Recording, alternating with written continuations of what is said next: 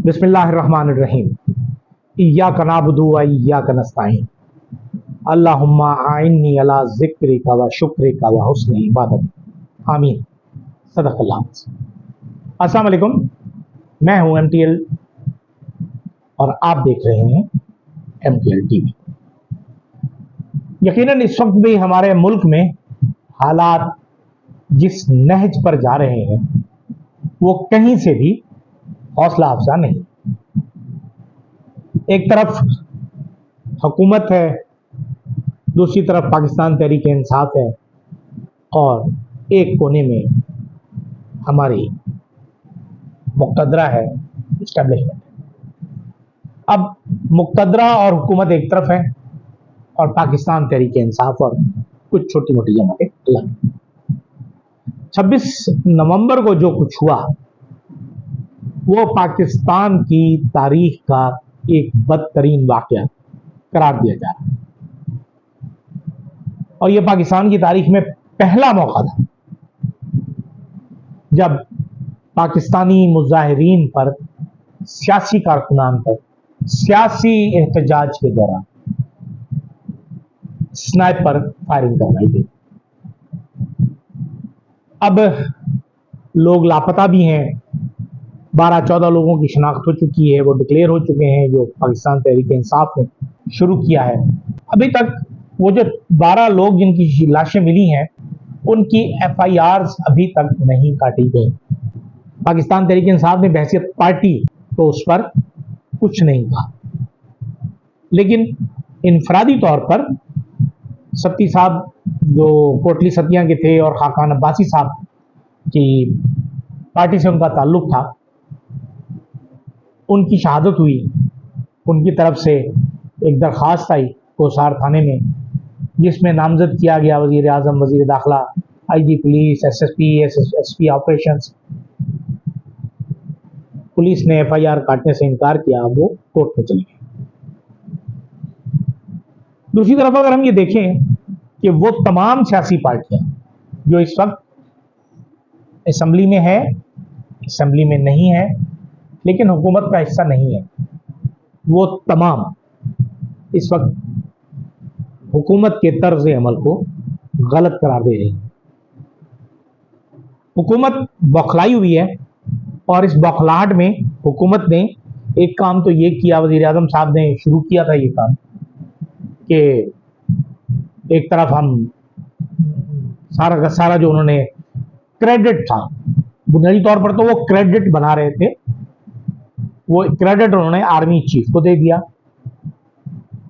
कि मुस्तकबिल की पेशबंदी थी उनकी कि यह इल्ज़ाम धर दिया जाए वक्त के आर्मी चीफ पर। बहरहाल जवाब दर जवाब अब फैसल वाउडा भी मैदान में उतरे। फैसल वाउडा एक टारगेट पर तो पूरी तरह से मौजूद है और वो है इदारों की का तहफ़्फ़ुज़ या इदारों की वकालत। लेकिन दूसरी तरफ इमरान खान के मामले में वो 19-20 होते रहते हैं, डामाडोल होते हैं। कभी इमरान खान पर तनकीद करते हैं, कभी इमरान खान की ज़िंदगी को ख़तरा करार देते हैं, उनको बचाने के लिए खुद को रहनुमा बना लेते हैं, लेकिन काम बन नहीं रहा। हुकूमत जिस तरह हुकूमत कर रही है इस तरह हुकूमतें चला नहीं करती।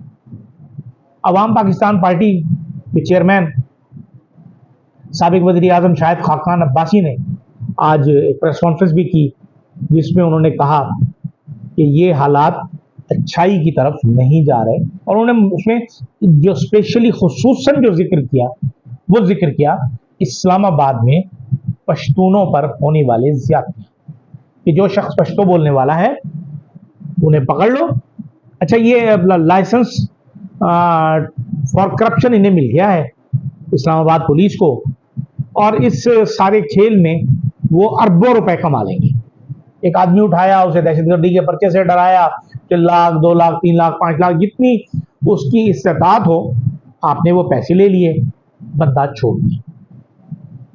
अगर कोई शख्स इनफरादी तौर पर ये कर रहा हो, कोई पुलिस ऑफिसर, उसके खिलाफ तो कुछ एक्शन लिया जा सकता है। जब इदारा पुलिस का पूरा निजाम ही इस पे लगा हुआ हो तो यकीनन SHO जो है वो पैसे लेके अपनी जेब में नहीं डालता, वो अपने ASP, SDPO, SSP, SSP operations, DIG, IG तक, ये तमाम लोगों तक हिस्सा जाता है।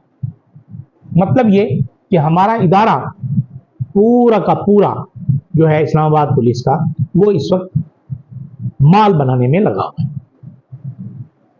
हुकूमत लोगों की हिफाजत और अवाम की जायदाद, माल और जान का तहफ़्फ़ुज़ गया तेल ले। लेकिन इसका जो मैं सबसे बड़ा नुकसान देख रहा हूं कि पाकिस्तान का एक सूबा पहले से अलाव में मौजूद है, अब दूसरे को हमारे ये नाहंजार, बेवकूफ़, अहमक, जाहिल हुक्मरान उसे भी उस रास्ते पर ले जा रहे हैं। सिंध में भी मसाइल हैं, मुहाजिरों के साथ भी मसाइल हुए, बाकी रह जाता है पंजाब। तो अब मैं ये समझता हूं कि क्या हमारी मौजूदा हुकूमत, पंजाब की हुकूमत और विभाग की हुकूमत, चूंकि एक ही खानदान के पास है, तो क्या वो पंजाब एयर के साथ साथ जमहूरियाए पंजाब तो नहीं बनाना चाह रही, जिसका नाम डेमोक्रेटिक रिपब्लिक ऑफ पंजाब हो, जो अफगानिस्तान की तरह एक लैंड लॉक्ड मुल्क हो। अगर ऐसा करने जा रहे हैं तो यकीनन ये काम मोदी और उसके हवारियों का और उसके दोस्तों का है, और वो ये कर सकते हैं। अब ऐसी सूरत हाल में जो सियासी रहनुमा है वो कहीं पर भी इस बात को मानने के लिए तैयार नहीं है कि किस तरह हम इस मुश्किल से निकलें। अब अगर हम दूसरा देख लें कि मदारिस का जो बिल था वो पास भी हो गया। अब हमारे सदर पाकिस्तान जनाब आसिफ अली जरदारी साहब ने उस पर एतराज लगाकर बिल वापस भेज दिया। पहले एक मरतबा हुआ था तो जनरल बाजवा की मुदाखलत पर वो नहीं हो सका था अप्रूव।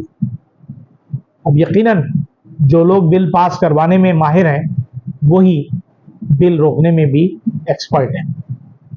अब अगर ये मदारिस की रजिस्ट्रेशन का बिल खुदा ना खास्ता आर्मी चीफ की वजह से वापस आया है या उनकी मुदाखलत पर वापस आया है, तो मतलब ये कि जैसे जनरल बाजवा अमरीकी मफादात की हिफाजत कर रहे थे और पाकिस्तान में उसके तहफ़्फ़ुज़ के जिम्मेदार थे, क्या उसी तरह हमारे मौजूदा आर्मी चीफ भी हैं, जनरल सैयद हाफिज आसिम मुनीर साहब।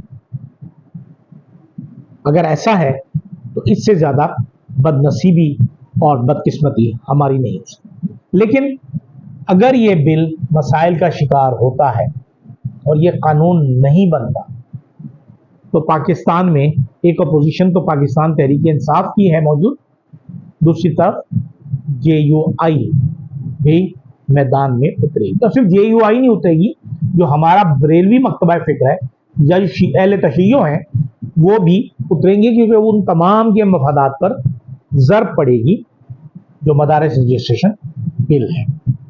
अब आप एक लाइन में एक कलम के साथ एक लाठी से सबको ना हाकें, क्योंकि आपको फैसला करना है कि मुल्क को किस तरह बेहतर बनाया जा सकता है, मुल्क को किस तरह बेहतरी के साथ चलाया जा सकता है। जैसे शायद खाकान अब्बासी साहब ने कहा कि इस तरह मुल्क नहीं चला करते। उन्होंने पश्तूनों के साथ या पख्तूनों के साथ जो ज्यादतियां हैं उसका जिक्र किया। मौलाना फजलुर रहमान ने गुफ्तगू में फरमाया कि ये जो बिल जो पहले हम 26वीं आईनी तरमीम के वक्त तय कर चुके थे, पास तो हो गया, लेकिन 1-1.5 महीने बाद उस पर एतराज लगा और वो वापस आ गया। मतलब ये सारा खेल, दगा, धोखा सिर्फ और सिर्फ 26वीं आईनी तरमीम के खातिर किया गया। मतलब है कवाकिब कुछ, नजर आते हैं कुछ, धोखा देते हैं ये बाजीगर खुला। लेकिन इन बाजीगरों को इस बात का अंदाजा नहीं है कि जो ये कर रहे हैं उसका नुकसान पाकिस्तान को है। पाकिस्तान में लोगों के दरमियान फासले पैदा नहीं हो रहे, बल्कि फसीलें कायम हो गई हैं सूबों और वफाक के दरमियान। क्योंकि ये फसीलें इतनी बड़ी हो गई हैं और इतनी मजबूत तर होती चली जा रही हैं कि इन्हें तोड़ने के लिए याजूज माजूज को ही आना पड़ेगा। और हम इंतजार करेंगे कि कब याजूज माजूज आते हैं कि इस मुल्क को बचाते हैं, वरना हमारे अमाल बिल्कुल भी ऐसे नहीं है कि हम अपने मुल्क की खातिर सोचें, हम अपने मफादात के बारे में सोचें। हमारे जाती माली मफादात होते हैं। हमारे तमाम वो जिम्मेदार लोग, इंतहाई टॉप से लेकर इंतहाई बॉटम तक, तमाम लोग जाती मफादात को देखते हैं। इसी तरह अमरीकी मफादात की हम बात करते हैं। पाराचनार में जो कुछ हुआ, सैकड़ों की तादाद में अफराद शहीद हुए, सुन्नी भी थे, शिया भी थे। पहले भी हम बात करते थे, क्या वजह है, पाराचनार क्यों इतनी अहमियत इख्तियार कर चुका है, या कुर्रम एजेंसी या जिला कुर्रम जो है वो क्यों इतना अहम है पाकिस्तान। ये पाकिस्तान के लिए तो इतना अहम नहीं है, ये दरअसल अमेरिका के लिए बहुत है, क्योंकि चीन यहां से एक रेलवे लाइन के जरिए पाकिस्तान को अफगानिस्तान से कनेक्ट करना चाह रहा है। और जब भी कोई कुव्वत, खा वो सोवियत यूनियन हो, खा वो चीन हो, इस इलाके की तरक्की के लिए कोई कदम उठाती है तो उसके सामने एक जवाबी ताकत आ जाती है जिसका नाम है यूनाइटेड स्टेट्स ऑफ अमेरिका। और हमारे यहाँ पाकिस्तान में अमेरिका के दलाल बहुत हैं, बेशुमार दलाल हैं। एक पहाड़ पे एक पत्थर उठाए तो नीचे से 10 निकलते हैं। और बड़े बड़े ओहदों तक जाने के लिए, टॉप मोस्ट लेवल पर जाने के लिए तो अमेरिकी दलाल होना बहुत जरूरी है। अब ऐसी सूरत हाल में पाकिस्तान की तरक्की का सफर कैसे होगा, क्योंकि इस वक्त अगर हम देखें पाकिस्तान स्टॉक मार्केट लाखों में चली गई, 1,10,000, 5,000, 6,000 तक पहुंच गई, जबकि दुनिया की बड़ी बड़ी स्टॉक्स मार्केट अगर उनका इंडेक्स देखा जाए, न्यूयॉर्क देखा जाए, जापान देखा जाए, इनके इंडेक्स तो पाकिस्तान की स्टॉक एक्सचेंज के बारे मुकाबले में कुछ भी नहीं है, 2530%। इसका मतलब यह है कि वहां तरक्की नहीं हो रही। ये हमारी बदनसीबी है, बदनसीबी है कि हमारे यहाँ लोग जो है जुए के जरिए पैसा बना रहे हैं। स्टॉक मार्केट एक सट्टा है, जुआ है जो लोग खेलते हैं।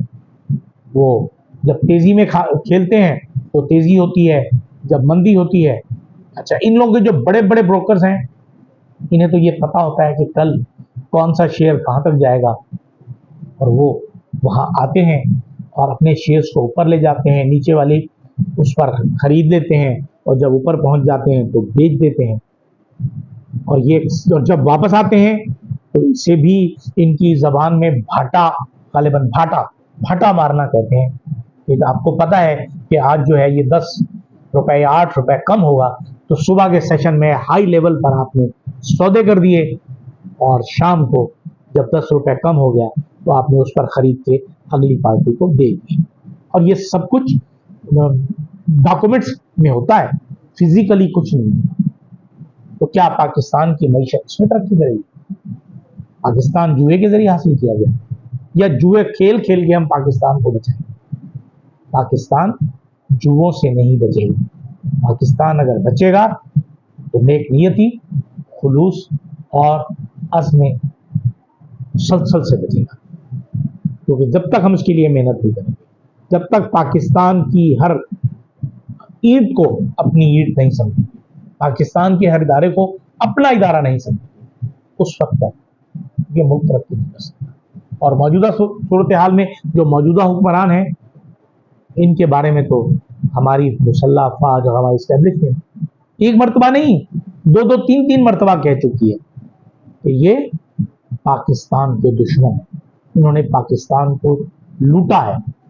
अब अगर आप वो गलत बात कर रहे थे तो ये सही, क्या वो सही थी तो ये सही, ये गलत है, और अगर ये सही है तो वो गलत थी। यानी हर तरफ से सिर्फ और सिर्फ अपना मफाद इन लोगों को अजीज है, और कोई शख्स ये सोचने के लिए तैयार नहीं है कि खुदा के लिए हम अपने तजर्बात का खात्मा करें, तजर्बात खत्म करें, पाकिस्तान को तरक्की की राह पर ले जाएं। उसके लिए थोड़ी सी मुश्किल होगी, लेकिन उसके लिए हमें वो इकबाल का एक शेर है, उस पर हमें चलना पड़ेगा कि आपने सच को सच कहना है, झूठ को झूठ कहना है, गलत को गलत कहना है, सही को सही कहना है। मैं ज़हर हलाहल को कभी कह न सका कल, जब तक आप इकबाल के इस मिसरे की तफसीर नहीं बने उस वक्त तक हम तरक्की नहीं कर सकते। क्योंकि तरक्की करने के लिए मैं से अमल शुरू करना है, मुझे करना है, आपको नहीं करना। आप कहेंगे मुझे करना है। जब हम सब लोग दयानतदारी ईमानदारी के साथ काम करेंगे तो यकीनन हमारा मुल्क तरक्की करेगा। लेकिन मौजूदा हुक्मरानों की सरबराही में तो ये बात नामुमकिन है। इजाज़त दीजिए, अल्लाह हाफ़िज़।